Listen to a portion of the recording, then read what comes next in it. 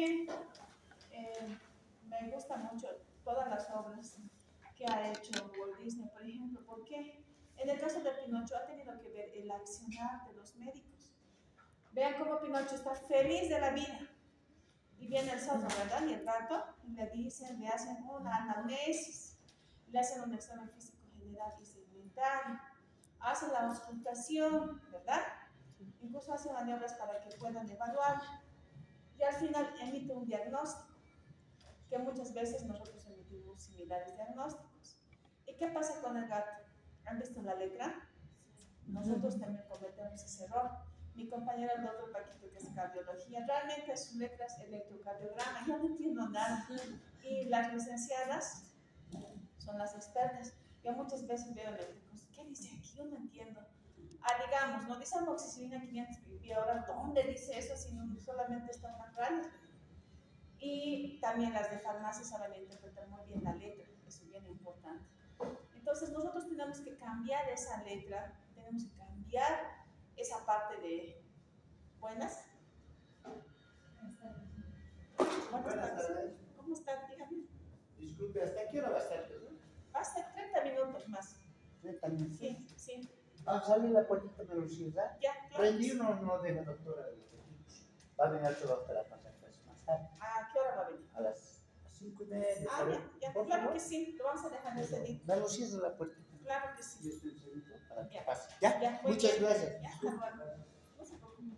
Entonces, es importante que nosotros no nos olvidemos de la semiología. ¿Y por qué siempre les presento este video? Lamentablemente, el egresado tanto del sistema público como del privado tiene esa falla en semiología. No saben hacer una historia clínica completa.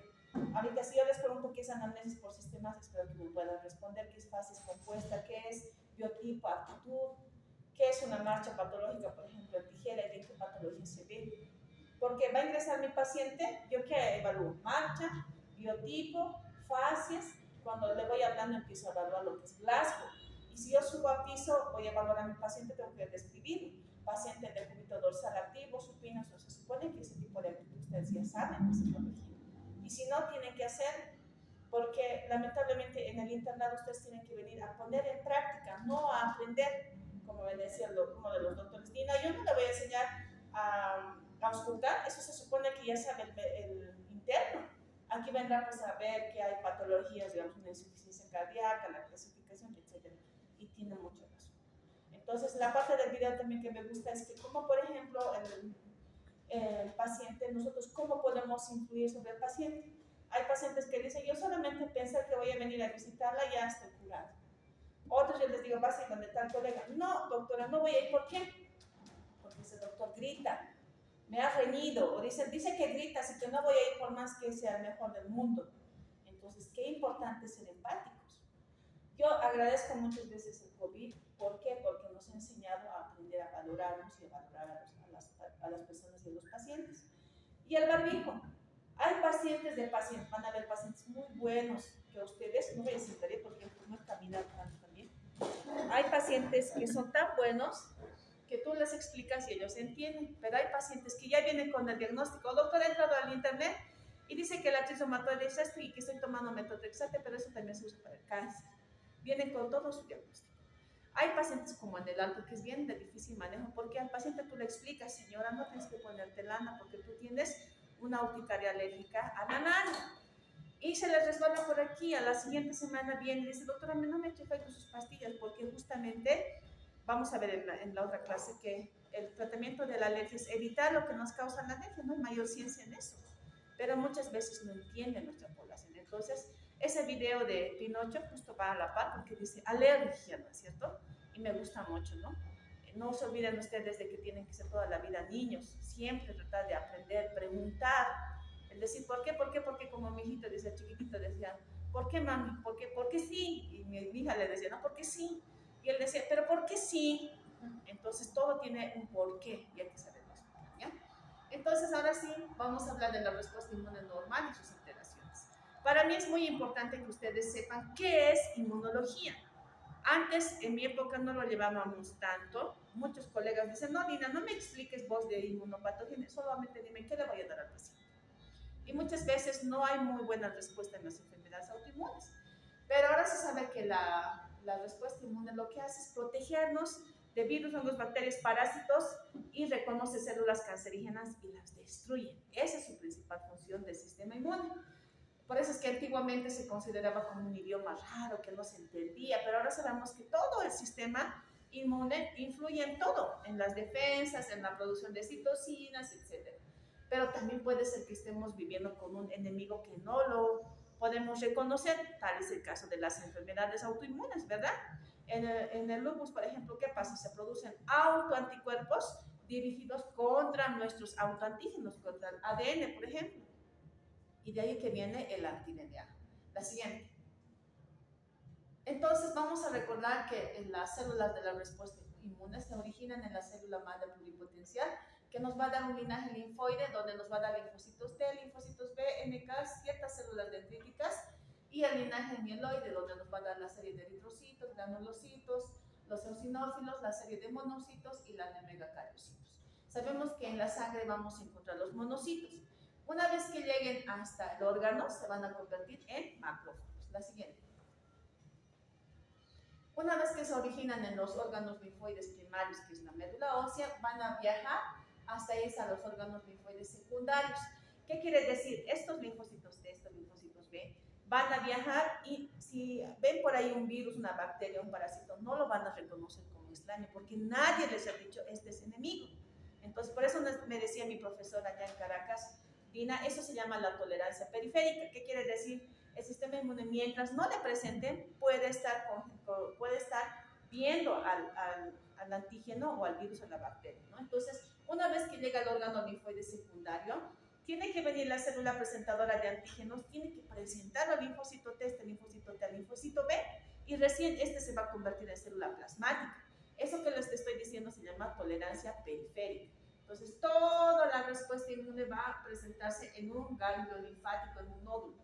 Cuando nosotros tenemos un proceso infeccioso a nivel de la garganta, ¿qué cosa pasa? Se inflama las tonsilas, ¿verdad? Y tenemos una faringoamigdalitis. Es por eso, porque en este lugar, en el anillo de Waldensia, es donde va a haber esa presentación del antígeno y por ende va a haber un aumento de volumen de estos ganglios. Normalmente ustedes no van a poder palpar ganglios, porque el ganglio va a haber un aumento de volumen, porque va a haber una presentación de un antígeno, virus, bacteria. Si el paciente que está viniendo por una hipertensión arterial o una diabetes a recoger sus medicamentos en un centro de primer nivel, le hacen la anamnesis, el examen físico general, segmentario, y ustedes palpan casualmente ganglios axilares, supraclaviculares, inguinales, y el paciente no tiene proceso infeccioso, ojo, si es un señor mayor de 50 años, tienen que pensar que puede ser un proceso oncológico.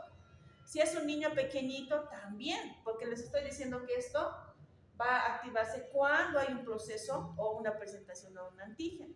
Ahora, si mi niño viene chiquitito a la consulta con bajo peso, tiene diarrea, neumonías a repetición y también están encontrando ganglios, entonces tenemos que pensar en una inmunodeficiencia primaria. Por ejemplo, los pacientes con VIH que vienen caquéticos y se pueden palpar ganglios. Entonces, en estos pacientes hay gran producción de anticuerpos porque se está activando, está tratando el sistema inmune de luchar.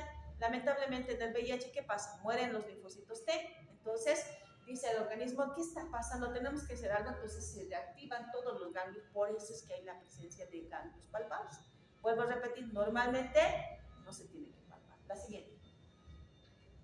Entonces, tenemos una inmunidad innata y una inmunidad adaptativa. La innata es aquella que nos va a defender rápidamente de un proceso que va a poner en riesgo nuestra vida, va a estar constituido por el sistema del complemento y también por la fagocitosis, ¿no? El rolling que ocurre en un proceso inflamatorio.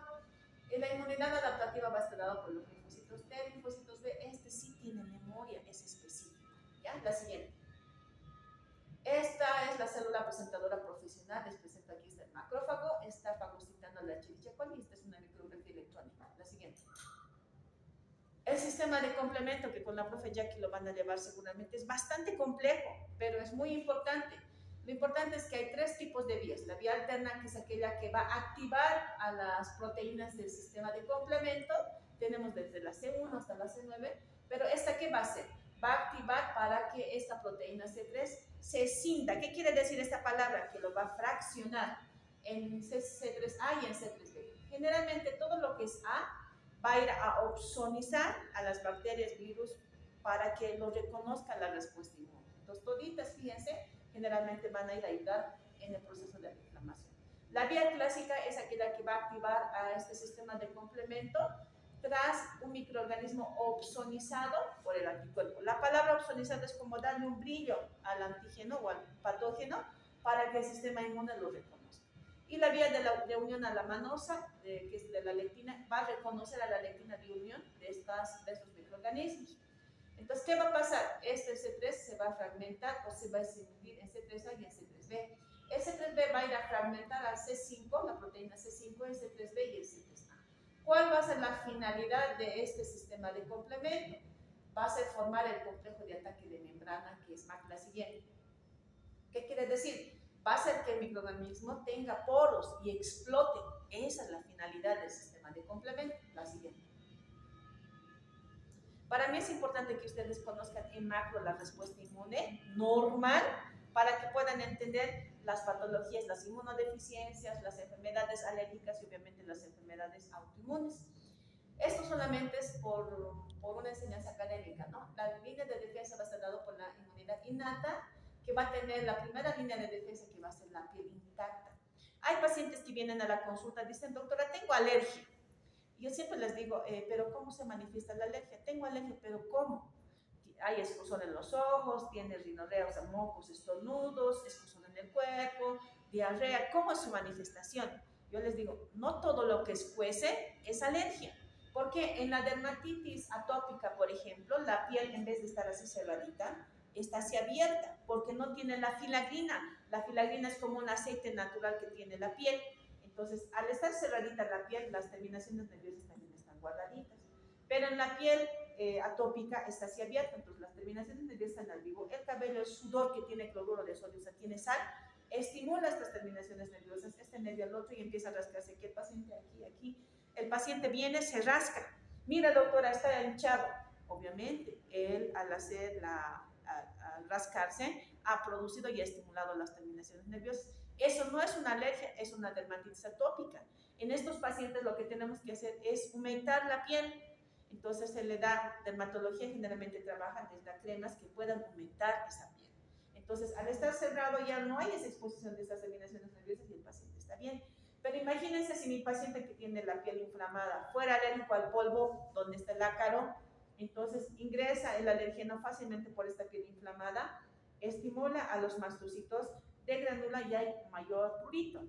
Uno por la piel seca, que es la dermatitis atópica, y la otra por un cuadro de alergia, como tal, por una hipersensibilidad.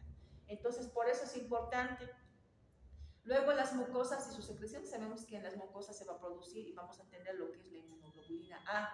Si hay pacientes que tienen mucha aftosis, entonces hay que considerar que puede faltarle esta inmunoglobulina A. En ese sentido tenemos la inmunodeficiencia selectiva de tipo IgA, que seguramente con el profesor Cordero lo van a llevar. Y la microbiota normal, ahora se llama microbiota saprófita, por ejemplo. Antes se consideraba que no teníamos bacterias, pero ahora sí tenemos. Por ejemplo, la Escherichia coli, que está en el intestino grueso, pero si esta Escherichia coli llega a nivel de lo que es las vías urinarias, vamos a tener una infección por Escherichia coli. Pero si está en el intestino grueso, no. ¿Por qué? Porque es parte de nuestra microbiota. Eso es muy importante entenderlo.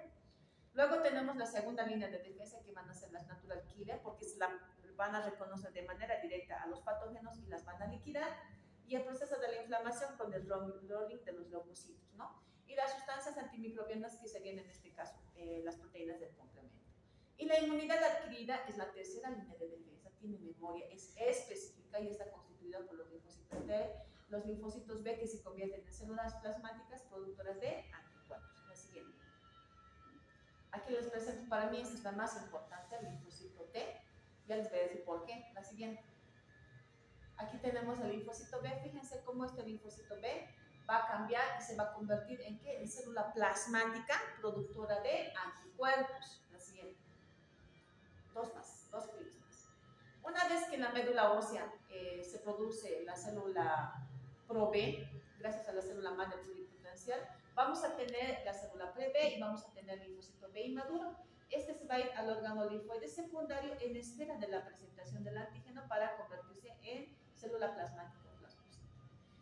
Este linfocito B va a producir inmunoglobulinas como la M, la G, la E, la D y la E. Sabemos que la IgG, si vamos a ver en una serología, nos habla de un cuadro actual. Y si es que es un cuadro que ya ha pasado. Ustedes en el COVID han debido ver, había el control, había inmunoglobulina G y la inmunoglobulina M. Entonces, cuando era M, es que el paciente estaba cursando con un cuadro de COVID actual. Si era IgG, que ya pasó. Y si es las dos, que está pues ahí cambiando. La inmunoglobulina A está en las mucosas, dijimos. La inmunoglobulina D no se ve en una serología, no va a ver, porque actúa más como receptor.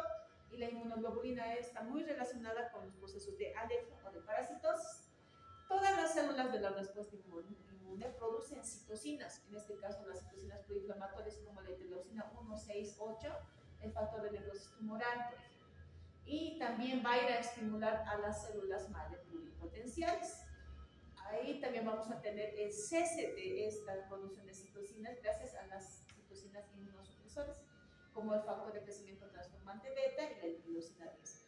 El COVID para mí realmente ha sido una escuela, porque como ha sido un patógeno extraño para nuestro organismo, un virus que nunca lo he visto genéticamente modificado por el humano, le ha puesto alma, vida y corazón al sistema inmune para destruirlo.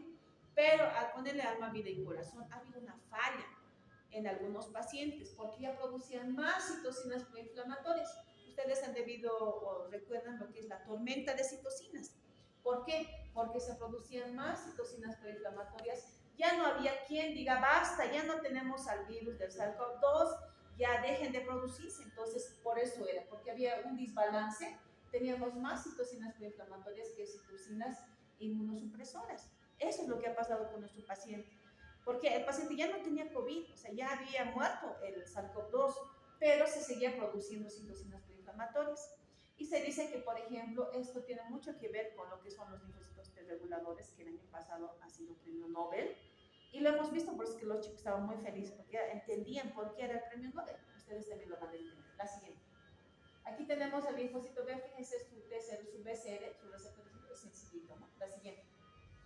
Aquí tenemos como ejemplo una inmunoglobulina, en este caso va a ser la inmunoglobulina E, tiene una cadena pesada y una cadena ligera. Esta inmunoglobulina, no toda la inmunoglobulina va a reconocer al patógeno, sino va a ser la región variable. Esta región variable va a reconocer no a todo el antígeno, sino una parte del antígeno que se llama epítope. Entonces, cuando los empresarios quieren hacer vacunas, buscan del antígeno la porción más inmunogénica que pueda generar la respuesta inmune, o sea, buscan epítopes. Seguramente con el profesor Villarroel van a hablar de vacunas y ahí van a ver qué elementos de un antígeno son los que van a generar respuesta inmune y ellos son los que van a producir vacunas. Ahora, esta parte, la región de fracción cristalizada de esta inmunoglobulina E, se va a ir a unir a los receptores de los basófilos y de los mastocitos y va a degranular. Eso también lo vamos a ver en la otra teoría. La siguiente. Aquí tenemos las citocinas, porque todas las células de la respuesta inmune producen citocinas. Por ejemplo, el factor de necrosis tumoral alfa tiene un peso de 17 kilodaltons. ¿Quiénes la producen? Los macrófagos y los linfocitos T. ¿Sobre quiénes van a actuar? Sobre los órganos diana. Y, por ejemplo, vamos a tener que van a ir a actuar a nivel de las células endoteliales, produciendo lo que es la activación, inflamación y coagulación. A nivel de los neutrófilos van a hacer que estos se activen, a nivel del hipotálamo que tengamos fiebre, a nivel del hígado que haya síntesis de proteína de fase aguda, a nivel del músculo, el tejido graso, el catabolismo, la famosa caquexia, y en muchos tipos celulares, una vez que haya el cese del patógeno, lo que es la muerte celular programada o la apoptosis. Por ejemplo, cuando nosotros estamos resfriados con un proceso infeccioso, este es el causante de nuestra cefalea, de nuestro malestar, mialgia, fiebre. Fíjense cómo es que produce. Y cuando nosotros vacunamos a un paciente, también se va a producir el factor de necrosis tumoral alfa y las citocinas proinflamatorias. Y vuelvo a repetir el tema del COVID. Aquí cuando yo llegué de Caracas me dicen, doctora, no hay hayas habilitado el servicio de inmunología. Y las licenciadas me decían, doctora, ¿podemos vacunar al paciente contra el tétanos? y también para el COVID. Yo les decía no, ¿por qué? Porque si yo voy a vacunar para el tétanos, voy a producir citocinas proinflamatorias, un grupo específico para el tétanos. Voy a vacunar para la fiebre amarilla, voy a producir citocinas proinflamatorias para la fiebre amarilla. Y obviamente si voy a vacunarle a mi paciente para el COVID, también se van a producir citocinas proinflamatorias. Entonces el paciente va a tener el triple de síntomas. Y lamentablemente no le va a culpar pues al tétanos ni a la vacuna de la fiebre amarilla, va a decir el COVID ha sido el que me ha causado este malestar. Entonces hay que explicar muy bien a los pacientes que durante la vacuna van a sentir estos síntomas, por eso es que les dan paracetamol, ¿entienden? Si yo le voy a dar corticoide, voy a frenar toda esta respuesta inmune, porque el paciente que se va a vacunar no puede estar con tratamiento corticoide, no sirve en este caso. Ahora, también me decían, no, doctora, dice el paciente que le han vacunado con el COVID y ha enfermado de COVID. No puede ocurrir porque en la vacuna del COVID no se utiliza vacuna o virus atenuados ni muertos, sino es una porción que ha sido seleccionada por microARN del fragmento de ese virus. Entonces, imposible que puedan tener un proceso infeccioso.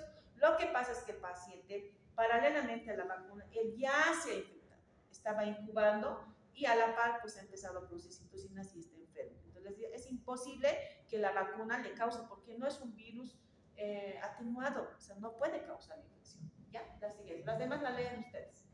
Entonces, una vez que se produce en el órgano linfoide primario, va a ir al timo, en el timo va a dar un examen a estos linfocitos y después se van a ir a los órganos linfoides secundarios. Ese es el orden que sigue. Me gusta mucho a mí la respuesta inmune porque todo tiene un orden. Si hay algo que sale fuera de lugar, ya pues estaríamos hablando de que empieza un proceso con una respuesta inmune alterada, las alergias o las enfermedades autoinmunes o los procesos oncológicos. La siguiente. Aquí tenemos el linfocito T, fíjense, tiene su TCR, también tiene sus coestimuladores. O sea, ¿qué quiere decir? Por eso es muy complejo el linfocito T. La siguiente. Esto para mí es muy importante. Todas las diapositivas son seleccionadas para que puedan entender mejor. Tenemos en la parte superior, por ejemplo, una célula presentadora de antígenos, que puede ser la célula dendrítica, macrófago, algunos linfocitos B actúan como células presentadoras de antígenos. Tienen varios receptores, el basurero, tienen en este caso también el complejo mayor de histocompatibilidad tipo 1 y el tipo 2. La diferencia está que si mi célula presentadora de antígenos expone el complejo mayor de histocompatibilidad tipo 1, va a ser reconocido por el linfocito TCD8.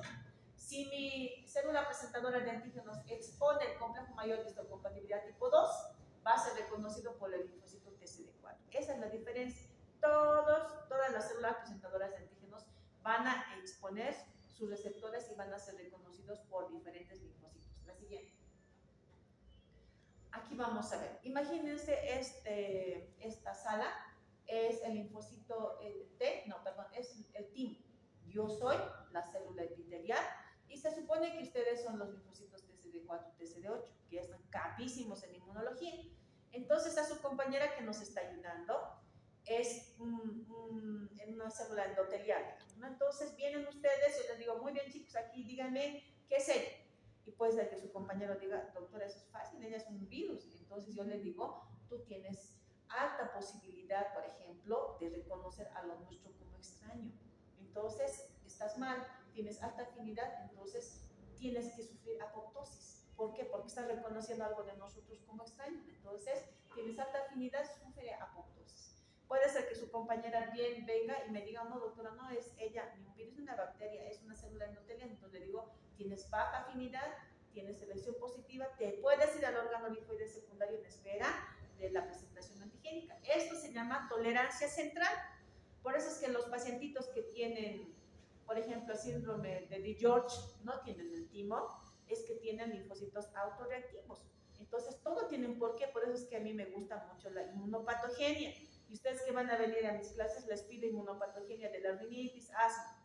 El año pasado yo les pedía la inmunopatogenia del artritis reumatoide, porque tienen que saber dónde está la falla y dónde actúan los medicamentos. Entonces, aquí ocurre la tolerancia central. La siguiente. Una vez que salen del timo, estos linfocitos T se van a llamar células o linfocitos T, NAIF, ingenuas, vírgenes, tanto los CD4 como los CD8. Dependiendo de la exposición o del reconocimiento del antígeno, se van a convertir en linfocitos TH1, TH2 y linfocitos T reguladores. En las enfermedades autoinmunes se van a convertir en linfocitos TH17, por ejemplo. Los linfocitos TH1, estos, ¿qué van a hacer? Van a tener mucho que ver con la inmunidad mediada por células, defensa contra patógenos intracelulares y procesos autoinmunes. En el caso del linfocito TH2, por ejemplo, va a tener mucho que ver con la defensa contra patógenos extracelulares, inmunidad humoral y las patologías alérgicas. Aquí tenemos el linfocito T regulador, que es el ganador del premio Nobel del año pasado, porque estos linfocitos T, reguladores, una vez que ya no hay un proceso infeccioso inflamatorio, dice, basta, ya no se diferencien más en linfocitos T, linfocitos B, ya no produzcan más citocinas proinflamatorias. Entonces, en muchos trabajos de investigación anteriores al premio Nobel, decían que tiene mucho que ver el linfocito T regulador, que en enfermedades autoinmunes no se contaba con este linfocito T regulador. Entonces, ya el año pasado, fíjense cómo va la historia, ¿no? Se dieron cuenta, han dicho, sí, realmente los linfocitos T reguladores, si hacemos que se produzca en gran cantidad y podemos suministrar en estos pacientes con enfermedades autoinmunes, posiblemente va a dejar de existir estas enfermedades autoinmunes. O sea, lo ideal, ¿no? Sobre todo en aquellos pacientes que tienen vasculitis autoinmune o encefalitis autoinmunes, que realmente su pronóstico en un 99.9% es mal, llegan a fallecer. Y dentro de lo que son los linfocitos TCD8 van a ver también las NKs, por ejemplo, las gamma y las teta también van a ver, y los linfocitos T de tipo 1 y de tipo 2. Estas tienen mucho que ver con la citotoxicidad, los patógenos virales y también con la autoinmunidad y las patologías alérgicas. La siguiente. Aquí tenemos en color verde y manzana la célula presentadora de antígenos, que dependiendo de su receptor, les decía, si es un complejo mayor de histocompatibilidad tipo 2, va a ser reconocido y presentado al linfocito TCD4. Si va a ser un complejo mayor de histocompatibilidad tipo 1, lo va a presentar y reconocer el linfocito TCD8. Estas, ¿qué van a hacer? Van a producir citocinas para activarse y va a haber la expansión clonal, que es la diferenciación de más linfocitos TCD4 y TCD8. Y vamos a tener los linfocitos TCD4 efectores y los de memoria, lo mismo que los linfocitos TCD8 efectores y de memoria. La siguiente. Todo ocurre en un ganglio linfático. Aquí tenemos la célula presentadora de antígenos, lo presenta el linfocito T. Este linfocito T lo va a presentar al linfocito B. Este linfocito B se convierte en célula plasmática productora de anticuerpos. Todo eso ocurre en el órgano linfoide secundario que se trata. El siguiente. Una más. Aquí tenemos, por ejemplo, la sinapsis inmunológica. Aquí tenemos al linfocito T y aquí tenemos al linfocito B, ¿no? Imagínense, no solamente es una simple presentación, sino que se tiene que activar varios coestimuladores para que ese linfocito B se convierta en célula plasmática productora de anticuerpos. La siguiente. También existe otro mecanismo de lisis de los linfocitos T citotóxicos. Esto ocurre con los linfocitos CD8 y también las NKs. La célula blanco, que sería una célula enferma o estresada, ¿qué va a hacer? Va a ser reconocido por el linfocito T citotóxico a través del complejo mayor de histocompatibilidad tipo 1, dijimos. También a través de sus receptores del FAS ligando. Entonces va a decir, tú no sirves para nada, estás enfermo, en el caso de una célula cancerígena, o en el caso de una célula enferma, por ejemplo, por el VIH. Le dice, sufre apoptosis, tienes que morirte porque no sirves ya. La siguiente.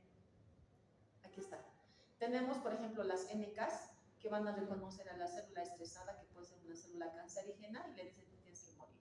En el caso de una célula infectada por un virus, por ejemplo, de igual manera, le dicen que sufra y que exista muerte celular programada. Las vacunas para los procesos oncológicos van en este sentido. Lo que se pretende y se busca es producir citocinas y células que reconozcan a estas células alteradas y las puedan destruir. La siguiente. Aquí tenemos al linfocito B, que se va a activar en célula plasmática productora de anticuerpos tras la exposición del antígeno dado por el linfocito T. ¿Y qué va a pasar? Estas inmunoglobulinas van a ir a opsonizar a los patógenos, van a ser reconocidas por células fagocíticas y también va a ir a activar el sistema de complemento. En el caso del linfocito B, que es el terminado por nuclear, por ejemplo, el linfocito T, ¿qué va a hacer? Va a reconocer también al antígeno a través de la célula presentadora de antígenos, va a diferenciarse, vamos a tener linfocitos de memoria y efectores y van a activar a más células de la respuesta inmune. En el caso de los linfocitos T, CD8, al igual que las que estamos en turquesa viendo en la parte inferior, que son las NKs, van a reconocer a la célula estresada y enferma y van a decir que sufra apoptosis. Y aquí está el linfocito T regulador, ganador del premio Nobel del año pasado, donde dice, basta, ya no se diferencien más, muchachos, porque ya no hay contra quién luchar. Entonces, esperemos que con el tiempo realmente ya se pueda tener una vacuna para este tipo de patologías oncológicas y de enfermedades autoinmunes y alérgicas inclusive. La siguiente. Entonces, ya conociendo la respuesta inmune normal que hemos dicho que reconoce virus, hongos, bacterias, parásitos y células cancerígenas, es que va a haber 3 alteraciones. Y cualquiera de ellas puede llegar a tener primero alergia, luego enfermedad autoinmune, luego proceso infeccioso, luego proceso oncológico. Perdón. La primera, por ejemplo, en las patologías alérgicas, el sistema inmune va a reconocer a elementos del medio ambiente como alimentos, elementos del medio ambiente, algunos fármacos como extraños. Entonces van a producirse anticuerpos dirigidos contra estos elementos. Entonces esa es una de las fallas de la respuesta inmune. Otra van a ser las inmunodeficiencias primarias. ¿Cuándo?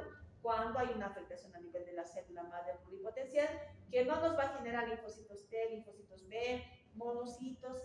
Es ahí la falla. Por eso se llama primaria. Mientras que la secundaria, como su nombre lo indica, es secundaria que puede ser a la VIH, por ejemplo, porque va a reconocer al linfocito T y lo va a liquidar. Entonces, es diferente. Ahora, en los pacientes que tienen enfermedades autoinmunes o que tienen enfermedades alérgicas, usamos también corticoides. ¿Y estos corticoides qué hacen? Hacen que se frene esta respuesta inmune alterada.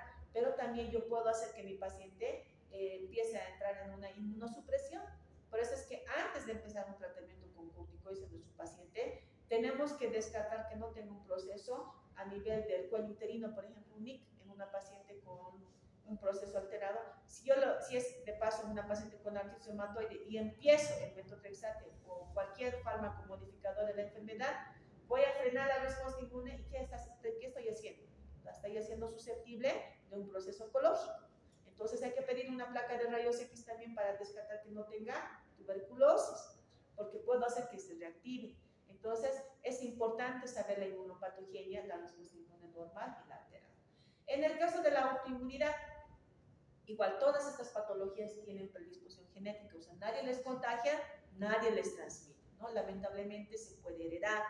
Hay papás, abuelos que tienen artritis, el hijo o el nieto tiene, lo mismo que las enfermedades alérgicas. Entonces, en la autoinmunidad, por ejemplo, hay una alteración. Solamente les voy a hablar del artritis reumatoide.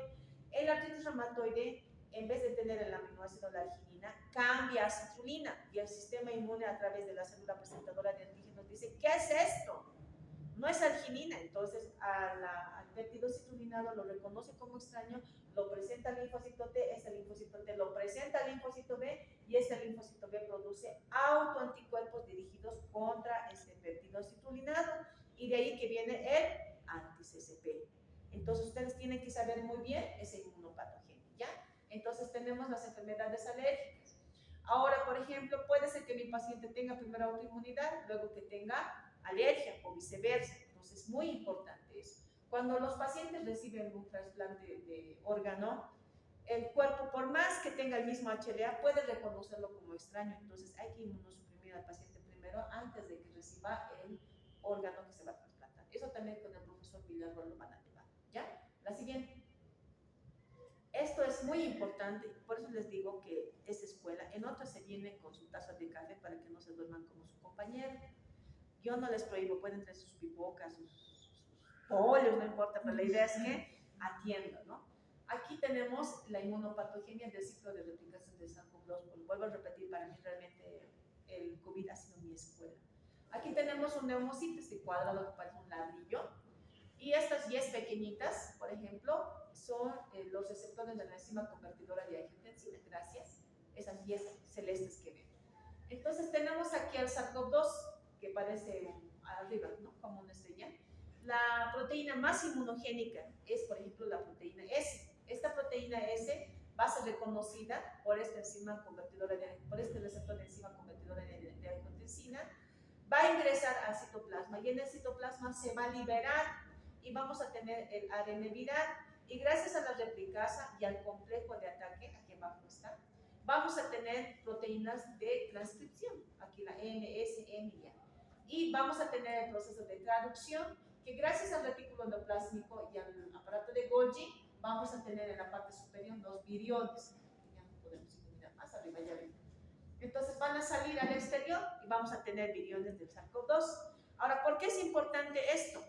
Porque ustedes han debido escuchar el famoso remdesivir, que está allá cuando dice replicarse allá arriba, el remdesivir, que una pastillita llegaba a costar hasta 8.800 bolivianos a 1.500 bolivianos. ¿Qué hacía este famoso remdesivir? Lo que hacía era inhibir a la replicasa. Entonces no teníamos el complejo de replicación y no se liberaban las proteínas de transcripción, no se producían las proteínas de transcripción, por eso era tan caro. Entonces no se formaban los viriones. Ahora han debido hablar también de la cloroquina. Yo sé que tiene que ver la cloroquina en el COVID, ¿no es cierto? Lo que hace la cloroquina era incrementar el pH del neumocito, entonces no se liberaba el virión. Entonces fíjense, de esa manera no se replicaba este virus. Y después han debido recordar lo que es el tolicizumab, que es un anticuerpo monoclonal. Lo que hacía era competir por estos receptores de la enzima convertidora de angiotensina, entonces no permitía que ingrese este virión dentro del neumocito. Entonces, por eso es importante saber la inmunopatogenia, chicos. Muchas veces los chicos del internado están 2 meses en medicina interna en el Hospital del Norte y todo el tiempo se usa metamizol, ¿o no? Dolor de cabeza, fiebre, ya póngale metamizol. Tiene dolor, ya, metamizol.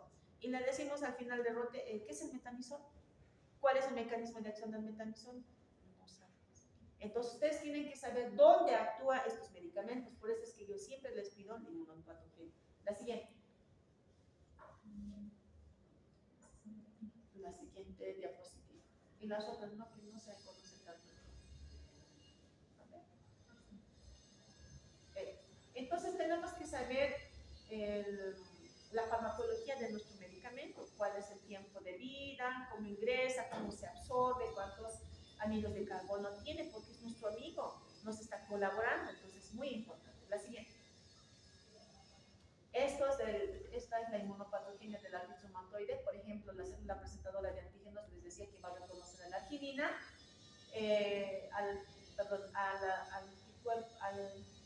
al péptido citrulinado y lo va a presentar al linfocito T. El linfocito TH NAC o 0 se va a convertir en linfocito TH1, TH17.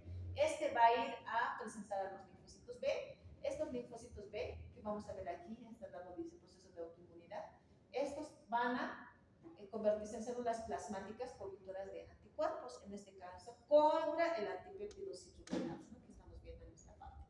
¿Y qué va a pasar? A su vez, a la par van a producir citocinas inflamatorias, como en la parte inferior, ¿no? Primero, ¿qué van a hacer? Van a activar, por ejemplo, a los osteoclastos, que estamos viendo aquí abajo como un pulpo. Entonces, este osteoclasto, ¿qué va a hacer? Va a destruir, a través de proteínas y citocinas proinflamatorias, al cartílago en primera instancia. ¿Y qué va a hacer el cuerpo? Va a tratar de compensar esa destrucción activando a los condrocitos. Entonces, van a tratar de compensar, pero incluso a los fibroblastos van a activar, ¿no? Pero al final, ¿qué va a pasar? Va a haber una inhibición de la producción de la activación de los condrocitos, de los fibroblastos, y va a haber mayor activación de los osteoclastos, y va a haber mayor producción de citocinas. Y todo el tiempo vamos a tener un PARMS, que quiere decir un proceso inflamatorio crónico, primero de las articulaciones de los dedos de la mano, porque eso es lo que más trabaja. Luego las rodillas, luego la columna, incluso la articulación temporomandibular va a estar afectada. Todo esto no solamente es en los deditos de la mano, por eso es importante saber la inmunopatogenia. ¿Por qué? Porque después ustedes tienen que saber dónde actúa, por ejemplo, la hidrocortisona, dónde actúa la metilprednisolona y los demás. La siguiente. Esto ya con el profesor Cordero seguramente lo van a llamar. Solamente les estoy haciendo una referencia para que se den cuenta, ¿no? Las alteraciones. Tenemos las inmunodeficiencias primarias, por ejemplo, el defecto combinado de los linfocitos T y B. Dentro de esto vamos a tener, aquí arriba, la inmunodeficiencia severa combinada o grave, donde no va a haber linfocitos T y no va a haber producción de inmunoglobulinas. Imagínense, este niño generalmente vive un mes, posiblemente van a ser aquellos pequeñitos que están en las provincias, que no tienen un registro civil, que han fallecido, y la mamá que dice, no, es que estaba tosiendo y se ha muerto, o tenía diarrea y se ha muerto.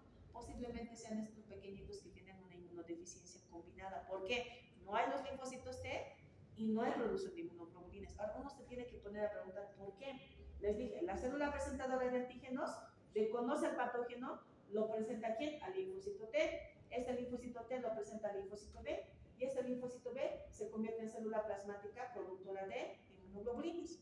Si no tenemos linfocitos T buenos, funcionales, en vano va a estar presentando la célula presentadora de antígenos el antígeno, porque este linfocito T no lo va a reconocer. Entonces, por ende, también va a haber una disminución de lo que son las inmunoglobulinas. Entonces, este pacientito no tiene chance de vivir. Este pacientito tiene que estar diagnosticado prontamente y tiene que recibir un trasplante de médula ósea para que ya no tengamos esas células madre pluripotenciales que no producen cantidades ni células de la respuesta inmune normales. Tenemos el síndrome de DiGeorge completo. Les dije, el timo es donde se da el examen. Entonces, si no tenemos timo, vamos a tener células autorreactivas. Y los defectos de los otros coestimuladores, ¿no? Lo demás lo van a leer y lo van a llevar con el profe. Aquí está, uno más. Por ejemplo, la inmunodeficiencia selectiva de tipo IgA, ¿qué quiere decir? Que solamente hay un déficit de la inmunoglobulina E, A. Se ven los pequeñitos, no tiene mucha trascendencia, a menos que cuando ya llegue a sus 12 años, 14 años, pueda convertirse en una inmunodeficiencia común variable, que quiere decir que solamente hay déficit de la inmunoglobulina E. ¿Qué va a hacer? Va a haber una alteración a nivel del linfocito T. Entonces también puede haber una alteración a nivel de las proteínas de transcripción que no permite que se produzca la inmunoglobulina A. ¿Ya? La siguiente. Esto lo vamos a llevar conmigo en las siguientes clases de alergias. Aquí tenemos el famoso HLA que lo van a llevar con la profesora Jackie. Los HLAs es como si tuviera, es como un sello. Cada célula tiene un sello en particular. Y en este caso, en la enfermedad celíaca, el HLA de Q8, por ejemplo, si nosotros vemos este mapa genético, nos dice este paciente tiene predisposición para enfermedad celíaca. La enfermedad celíaca es una de las patologías autoinmunes, yo digo las más nobles, porque no necesitamos usar inmunosupresores ni corticoides, es como una alergia.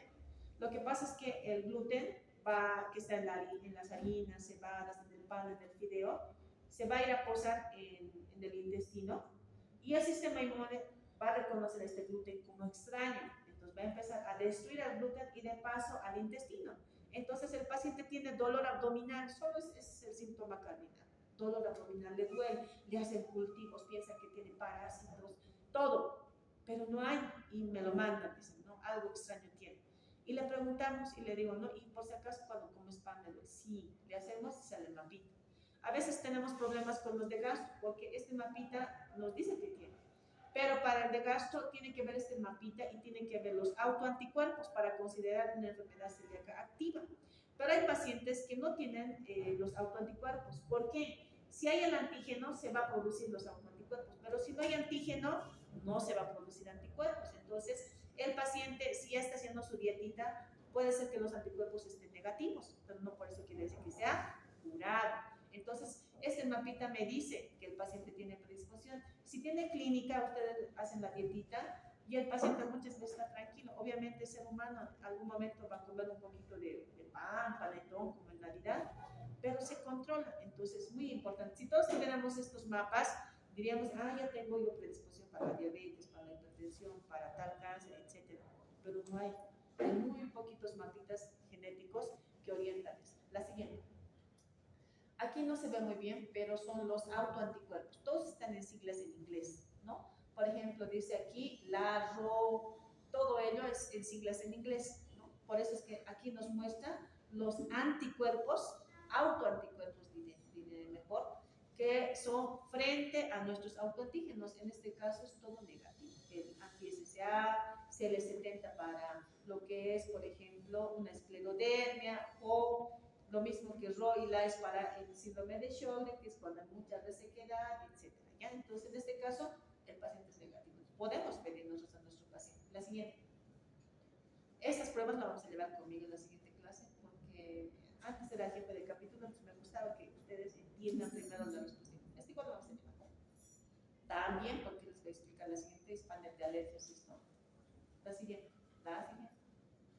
Esto también les voy a explicar, que es el dedo de granulación. La siguiente. Bueno, les agradezco porque me han esperado, han sido perseverantes. Este es el mensaje que les doy, ¿no? El éxito es la suma de pequeños esfuerzos repetidos día tras día. Este es el hospital donde me formé y lo llevo siempre con mucho orgullo. ¿No vieron que cuando yo fui allá a Caracas siempre les decía que soy de Bolivia? Y me decían, La Paz es casitas de paja, o sea, techos de pajita, casitas de adobe, una llamita. Ese era el pensamiento que tenían del paseño. Mientras que les digo, no, y allá como es tan caliente, yo les decía, en mi La Paz no hay. ¿Cómo no conoces una cucaracha? Me decía uno de los residentes, que era superior a mí. Y yo le decía, no, realmente en La Paz máximo habrá una mosca, ¿no es cierto? No tenemos más. En Cochabamba, Santa Cruz, sí había muchos insectos y demás. Entonces yo le preguntaba, siempre se lo pregunto, voy a seguir diciéndolo. Y a mi jefe le digo, doctor, ¿por qué tiene el hospital la forma de una I? Y él me decía, no es una I, es una H, porque somos un hospital militar. Porque en tiempos de guerra, si ven desde arriba una H, dicen, no, este es un hospital, no podemos bombardear.